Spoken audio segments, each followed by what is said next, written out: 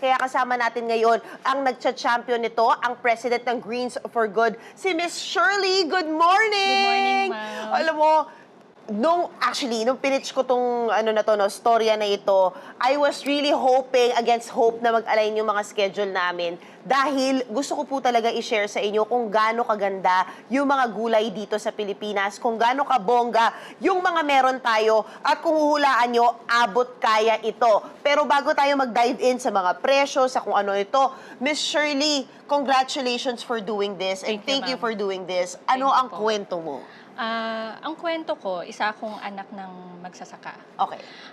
Yung parents ko ay magsasaka simula bata pa lang sila. So, yun yung kinalakihan nilang trabaho. Pero, nung sa dami naming magkakapatid, kasi 12 kaming magkakapatid. Wow! Yes po. Sipag ni Mami! Yes. Idol ko na siya. So, 12 kaming magkakapatid, dahil po sa sistema ng agriculture sector dito sa atin na jackpot price. Yung tinatawag natin na jackpot price, yung farmer magtatanim lang. So yung parents mo magtatanim ng carrots, tapos ipupunta sa trading post. Tapos kung magkano yung presyo sa trading post, yun na lang yun. Magkano yung carrots? Ang pinakamababang napagbentahan ng mama ko noon is 7 pesos per kilo. Ano? Yes. 7 Anong taon pesos. to? Hindi ko na pero mga before 2000 naman siya. So, pero hindi pa rin yung katanggap-tanggap, 7 piso before Yes. 2000. Halos wala ring mararating. Yes. Tapos meron silang 12 na anak na naghihintay, 'di ba? So yung carrots 3 months 'yan bago ma-harvest, 3 to 4 months. So dati kasi wala pa namang seedling, so magi-start talaga sila from the seeds hanggang sa pwede na silang mag-harvest. So yung price ng carrots can go as low as 5 pesos but can go up as high as 80 pesos, mga ganyan, or 90 pesos. Sa panahon na ngayon, ang pinaka-worst na price, sa ngayon po year 2026, ang pinaka-worst na price ng carrots sa farmers is less than 10. Yeah. Parehin? Yes. 2026 na. It's less than 10. Yun po yung pinaka-worst na price na narinig ko na bayad ng mga How did traders. that make you feel? What triggered you to start this movement? Yes. Nagkaroon ng competition si Department of Agriculture. It's called Young Farmers Challenge. So ako, wala na ako sa agriculture sector kasi iniwan na siya ng pamilya ko. Kasi nga hindi siya nakakabuhay, hindi siya nakaka-sustain ng family. Oo. So, yung parents ko naging negosyante, tapos kaming mga anak, mga pinag-aral na. So, sa 12 na mga anak na yun, walang bumalik sa agriculture, ni isa. So, dahil dito sa sa competition competition ni Department of Agriculture, sumali ako. Ang product ko yung ito. Ito siya. Kiniing.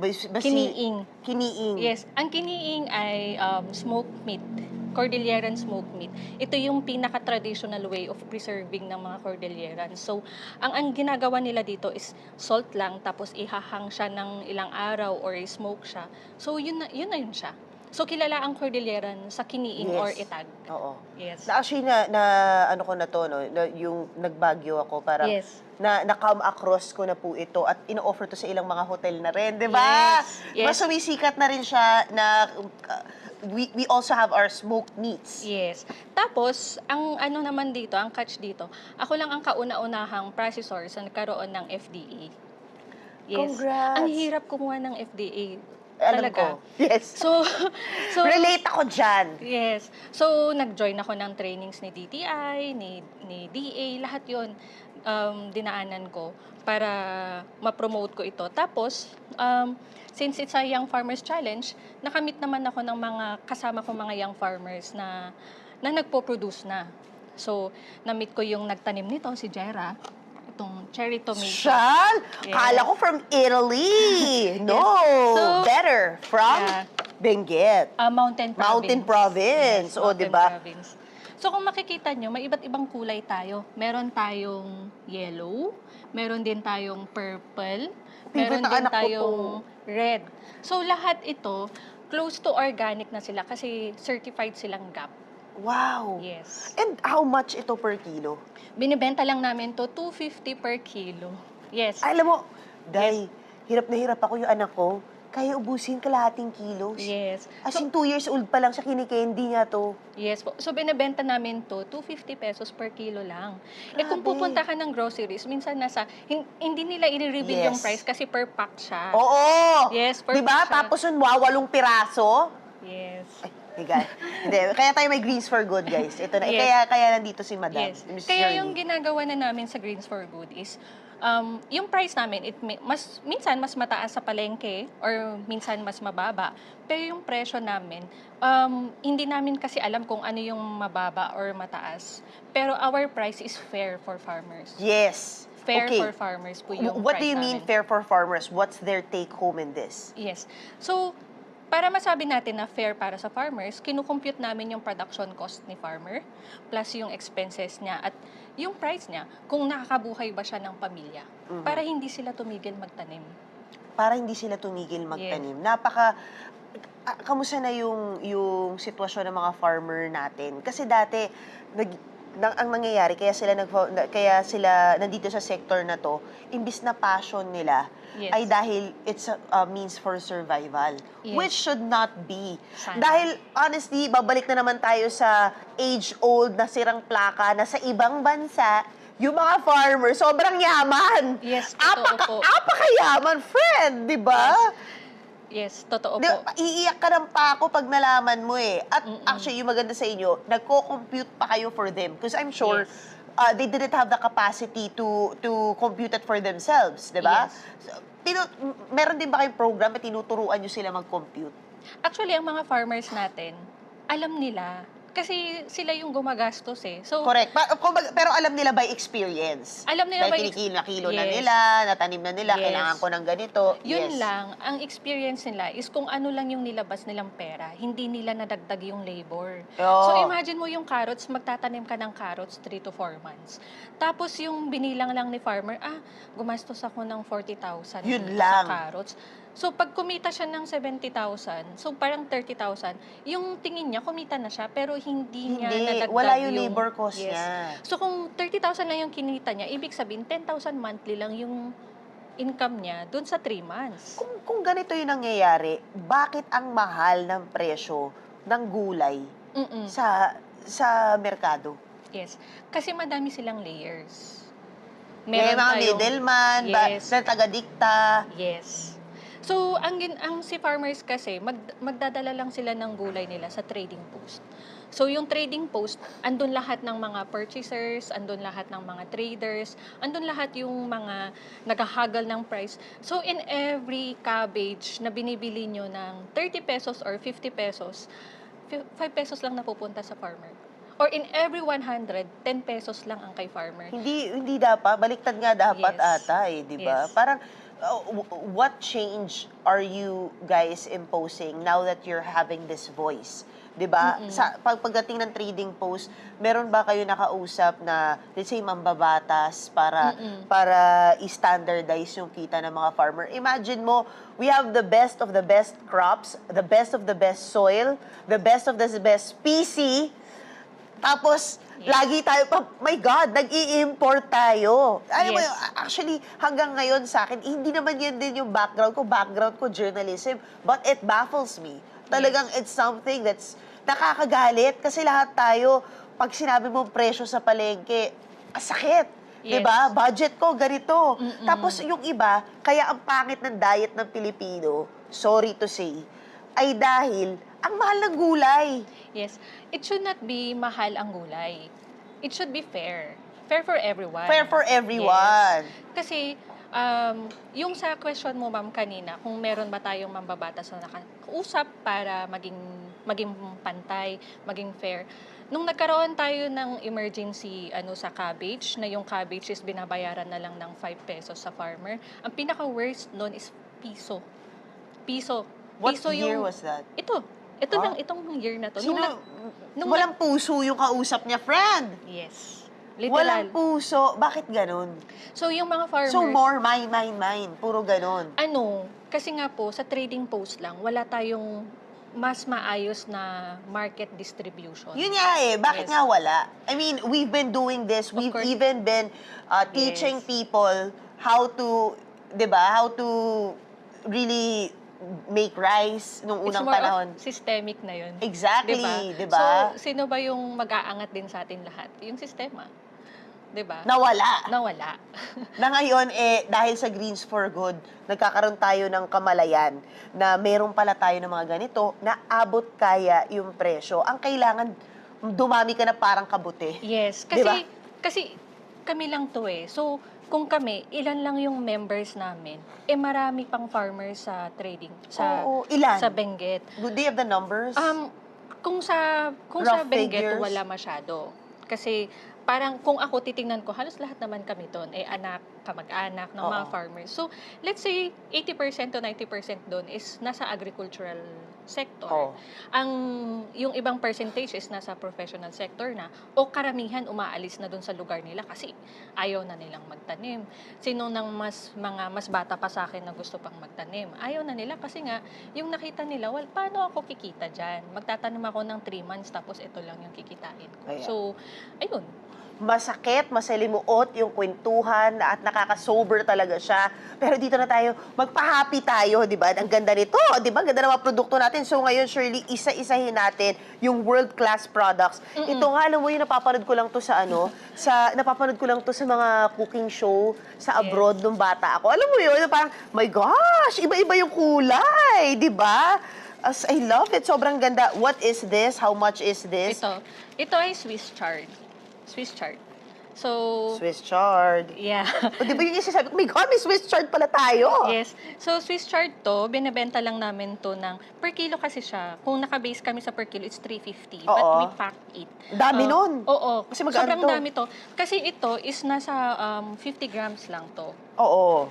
Kung ikaw nakakain, hindi mo naman kakainin yung buong kilo. So, 50 grams is good for one person. Magkano yung 50 grams? Ang 50 grams, dinidivide lang namin siya by 350. Sorry, hindi ko na kabisado Oo. yung numbers. Magka-math tayo dyan. Oo, okay, go. Yes. Kaya nga back to you kita, di ba? So- Oo, magkano yun, ano?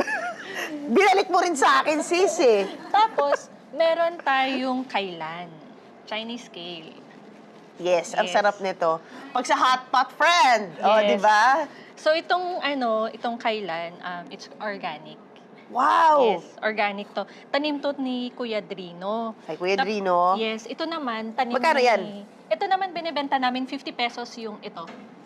Per kilo? Hindi, 50 pesos yung ito. isang pack. Yes. Siyempre, organic and... Of course, of course. Yes. Oo, pero ang dami na niyan. Yes, madami Di ba, na. itatatlong piraso nga niyan sa hot pot, 180. Talaga? Oo, syempre may Uy, mga- baka naman. Alam mo naman. Nag-supply ka? Oo. Maghahanap ako ng supplyan mo, sige. Tapos Oh, ito go. namang Swiss chard, tanim to ni Auntie Winnie. Ang ganda, grabe. From Atok ito. Ito naman The from vibes. Bugyas pa. Tapos ito naman yung red cabbage. Mm-mm. Medyo common na to sa atin. Pero Yes. Nakakita na tayo niyan. Yes, dinala ko lang para may kulay tayo. Correct. Tapos, ito naman po yung very rhubarb. Siya! Nilalagay ito sa perfume, di ba? Para yung may mga rhubarb, ganyan. Yes. So, yung kwento nitong rhubarb, may mga chef na pumunta sa farm. Oh, So, yung isang farmer namin, nakapat lang to. As in, nakapat lang. Nakapat lang. Tapos nagulat siya, may rhubarb pala tayo dito. Oo. Ano lang Kada kaya natin itubo, napatubuin. Oo. Kasi damo lang to sa amin eh. Siya! Damo lang pa sa mountain province ang rhubarb. Nasa ano yan?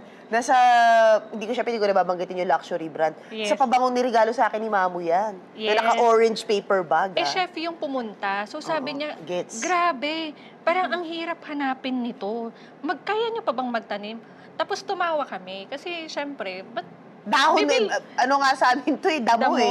So, yun yung tulong ng mga chef sa Of amin. course, the knowledge. The knowledge Oo. na sila rin yung nagbe-bridge. And yung conversation namin na, ito pala yung kailangan ng market. Hindi pala nila kailangan ng maraming repolyo. Kailangan Oo. lang pala nila ng rhubarb. Oo. Kailangan nila ng, ito, fennel.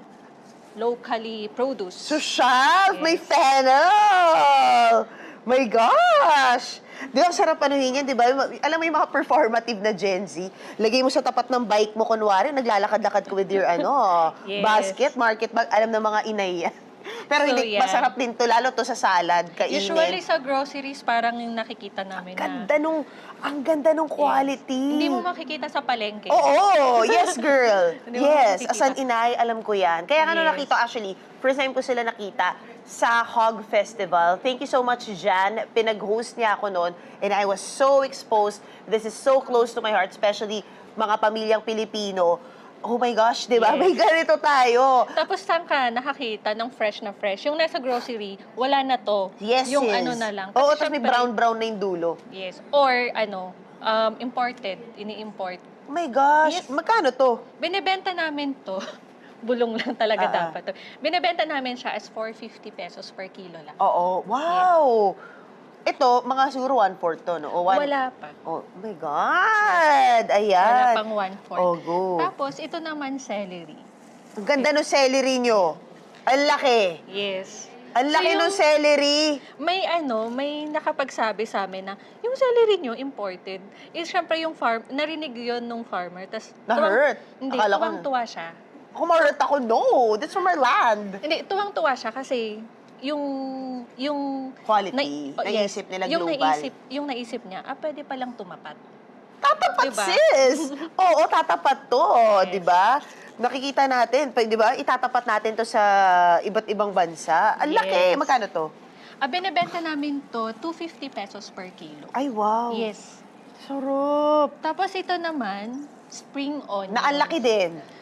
Ano siya, usually ng spring onions, maraming siyang mga sanga-sanga. Correct. Tapos ito yung spring onions na one stock lang. Yun so yung nga. mga chef, hinahanap din yan sa amin. Yeah, kasi di ba, lalo na ngayon may Michelin na dito sa Pilipinas. Yes. Kailangan ng world-class crops, di ba? Yes. Na meron naman tayo. Yes. Grabe, ang ganda. Minsan- Para nakakain ng nutrients yung spring onions na to. Yes. Minsan Di nga ba? yung mga batang chef, pag nakikita nila ito, magugulat sila na, meron pala talaga tayo. Exactly. Yes. Tapos ito naman, Mizuna.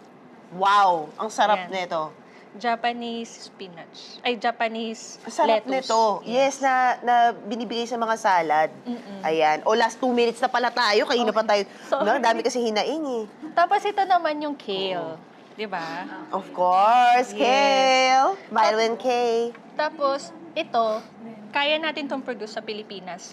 Na Imagine, yes. hindi nangangayayat yung mga bell pepper. Ito, Yes. tinan mo to. Yes. My gosh, ang sarap. Actually, pag kunwari nasa ibang bansa ako, tapos nun, lagi kong tinitira yung bell pepper sa buffet. Yes. Kasi kaisip ko, ang tamis! Diba? Ang Yes. crunchy! Ito naman pala. Magkano to? Binebenta namin yan 400 pesos per Per kilo.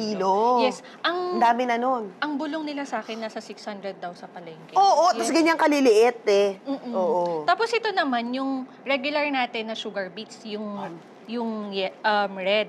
Tapos meron kaming bagong produce, is yung yellow beets. So pag kinat mo to, yellow siya. So golden beets siya. Anong so, lasa? Mas matamis to kesa dito. Ooh, for Yes. salad. Yes. Magkano So, yan? Ito naman binibenta namin 250 pesos per kilo lang. Ooh. Ba't yan ang dala mo? Sana pa binili na namin, doon na pala. Nasa BGC ka kasi today. Yes. Okay. Tapos, syempre, ito yung mga beans natin. Oh, love it. Purple tsaka green. Correct na iba't iba ang Yes. nutrients. At madadagdagan ng bahay kubo natin yan. Yes. Ito nga, wala sa bahay kubo na hindi ko alam. Correct! Oo. Tapos, meron tayong Bishop's Crown. Ano Sweet daw to? pepper siya, Bishop's Oo. Crown. Wala po sa namin to, lugar. Ano daw siya? Bishop's Crown. Oo. Ano lasa niya, sis? Sweet siya, sweet pepper siya. Oo. So, Oh my tapos God, ito ito yung naman, shishito pepper. shishito pepper. Oh my God! Ito yung Grabe. sobrang sumikat na shishito pepper. Sobrang, siya. alam mo ba, nakimausap pa ako, arte. Kasi so, basically, punta ako ng Spain, tapos yung favorite ko to, tapos alagyan ng sea salt, like Yes. Maldon salt, mga ganyan. Yes. Tapos tinanong ko, hindi po ba to naaangkat? Tinanong ako ng local chef, sabi hindi, dahil sa weather, dahil... I swear, years Diba? back, 5 years ago, hindi ko makalimutan yun, kasi sobrang, ito yung snacks namin nung asawa ko. Ito, Tas naging regular crop na namin siya, 3 Oh. years. 3 years. 3 years na meron na Yes. tayo dito sa Pilipinas. Kaya pala meron tayong restaurant sa BGC na nag-o-offer na nito. Actually, sila yung Sila sila sabi yung... na mag-cultivate kayo.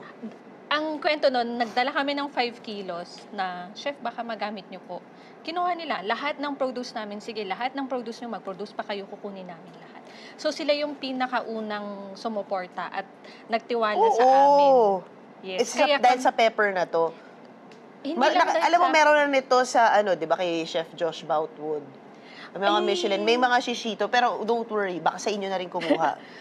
Oo. Ay, congratulations, Yes. grabe. Eto na lang, dahil kailangan na natin mag-wrap. Anong wish mo? Anong pwede naming maitulong na awareness?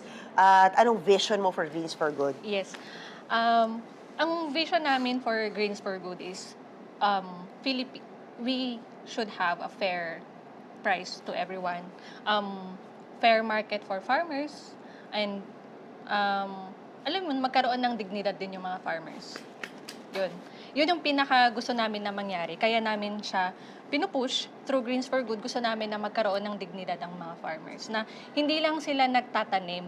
Kasi laging sinasabi, bili tayo nito para makatulong tayo sa farmers. Pero, at the end, sasabihin nila, bakit hindi pa pwedeng ganito na lang yung presyo? Kasi farmers naman kayo. So, mas natin na, wag na tayong tumawad sa mga farmers. Kung ano yung presyo na sinabi nila, yun na yun kasi yun na yung fair na price sa kanila. Oo. Minsan yung mga farmers, parang kinakabahan na sila magbigay ng price, na sige ma'am, 10 na lang, mga ganon.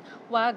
Ang natin na, tanungin natin, ano ba yung presyo na okay ka na meron kang income? Pag binili ko to sa'yo, dapat may kita ka, dapat kaya mong buhayin yung pamilya mo para magtanim ka pa. Kasi ang farmers, backbone yan ng country natin. Oo. Ayun, baliktarin natin yung kawawa yung farmers. Dapat I-empower natin sila. empower natin yung farmers, turuan pa natin sila na na magkaroon pa ng dignidad by not haggling yung price nila. Huwag na Yes. tayong tumawad. And dito naman, actually, kahit kung di ka nga tumawad at nakaproduce ka pa na mas maraming ganito, magkakaroon ng equilibrium yung Yes. presyo sa bansa. Yes. Pero sa Greens for Good, saan kami pwede mag-order? Saan ka namin pwede ma-reach? Greens for Good, physical kami sa Instagram. So, pwede lang kayo mag-message sa amin. Pero every Saturday, meron kaming Farmers Weekend Market dito sa BGC. Every Sunday naman, meron kaming Farmers Weekend Market dito sa tapat ng University Hotel. So, for the institutional buyers naman, ma'am, pwede lang nila kami contact through Instagram. Wala pa kaming mga website kasi. Oo. So- You'll get there. Thank you so Yes. much, Shirley. Greens for Good. Palakpakan natin sila. Mga inay, I hope na inspire tayo at mamakyaw pa tayo ng mga ganito dahil kailangan ma-empower din ang plato ng pamilya at bawat Pilipino na mas maging nutritious at mas maging masarap, Yes. 'di ba? Kayang-kaya natin 'to at abot kaya din sa mga budget natin.